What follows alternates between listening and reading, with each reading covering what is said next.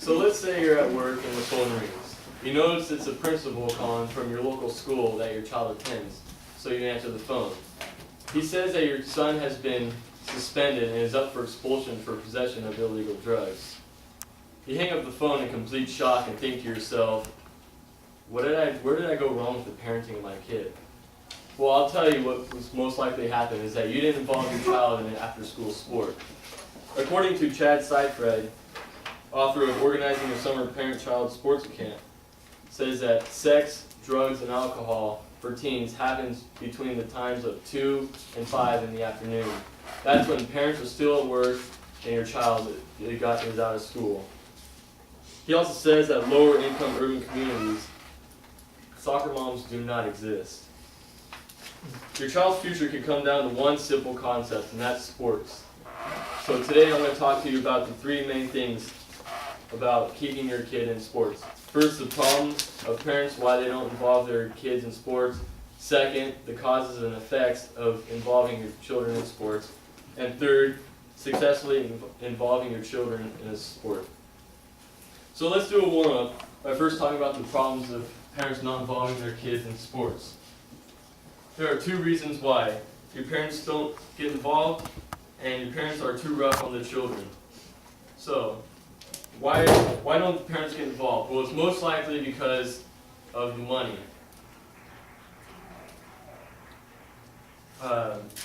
According to Jeffrey Canada, president of Redland Centers for Children and Families in New York City, he says that if you're a child in a poor community, the chances of you being in an after-school activity are almost none. So where is all the money that the government gives the schools for after-school activities?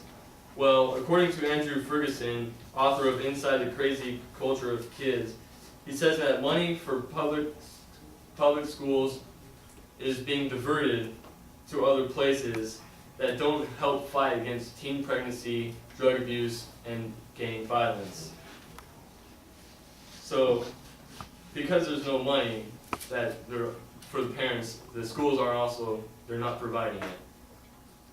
Parents also think that children's playing sports is a luxury and not a necessity. So, putting forth the money that it costs for sports is kind of ridiculous for them, considering that they just bought them the new PlayStation or Xbox for Christmas. Georgina Gale, author of Let's Get Physical, says that more and more children are getting engrossed with television, video games, and computers, that parents and children forget the simple pleasures that a physical activity can bring. The second problem is that parents are too rough with their children. Ferguson says that 73% of children quit their sport by the age of 13. That's because the pressures of the parents and the pressures of the coaches. Andrew Roderick, the head coach of UK Elite, which is a kids sports clubs team, says that the big thing is to have fun. If you're not having fun, you shouldn't be doing it. Ferguson also says that the number one mistake that parents make is trying to become the parents or the child's coach. That shows the kid that he focuses on winning and not focusing on just participating in the sport.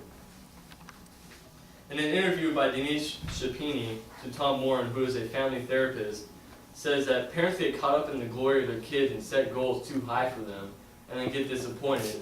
And coaches strive to have the most winning team so they look like the best coach.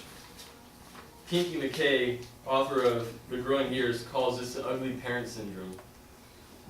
So now that I've showed you the problems of parents not involving their children, let's keep the ball rolling and talk about the causes and effects of involving your child in after-school sports. Children benefit in many different ways. Georgina Gale says that it teaches about health and fitness and the importance of caring for your body. Christy Woogler, author of Parent and Sport Socialization, gives 5 reasons why you should involve your kid in a sport. First, he's learning and practicing, mastering, and hierarchically organizing skills. Second, he's developing, implementing, evaluating short-term goals in the pursuit of long-term goals. Third, helps them learn to cope with and deal with failures and successes. Fourth, it helps them learn to benefit from evaluative feedback from others, like the coaches. And fifth, It also teaches them to appreciate the value of motivation, drive, and persistence. There is no reason why parents should be so hard on their kids when they're playing sports. You'll see parents on the sidelines yelling at their kids, or even getting in the faces of umpires and yelling at them.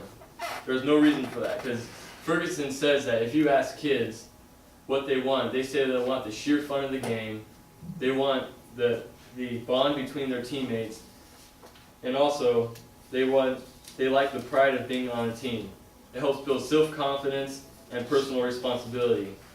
Mark Goldstein, who is a clinical psychologist at Roosevelt University, says it forces them to be more organized with their time and to prioritize a lot better.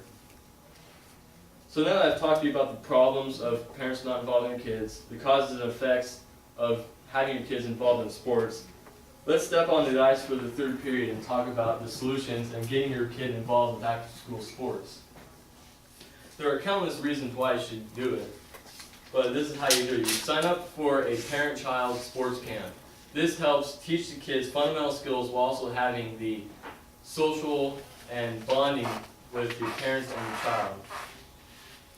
Or you can sign up for a child-only camp, which helps improve the fundamental feedback through corrective feedback. Or you can sign up with a university camp. Here the kids can actually go out in the field as college athletes, go in the locker rooms, brush their teeth same things, shower in the same room as them, go in the film room, watch videos with the coaches, and also at the end of the camp they'll get a picture with the head coach, and also they'll get t-shirts from the camp. Gail says that to get a child involved, you must teach them how to throw a ball when they're a toddler.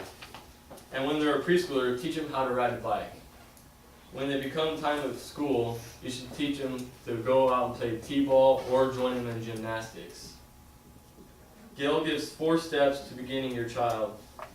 First, either join the community sports team, or second, start your own team. Third, enroll your kid in lessons that help improve their skills. And fourth, do it as a family. On those Saturdays when they have games, go to the field with them and encourage them on the sidelines. Finally, Wayne Goldsmith, author of Gold Lines, says the number one thing to do is love them unconditionally. Don't go running out in the field to the umpires or referees and yelling at them. It just takes the fun out of the game. And also, don't yell at the kids if they make a mistake on the field. So now that you know the importance of involving your kids in after-school sports, you know that your child's future can come down to playing sports. So what we learned about is the problems of parents not involving their children in after-school sports. We learned about the causes and effects of involving your child in sports. And we learned about how to go about putting your kids in after-school sports. So if you think twice about putting your child in a sport, remember what Jim Vermeulen says, who is author of Too Many Kids Today Are Soft. He said that the secret can never be taught, but only discovered by the athlete willing to make sacrifices and take chances.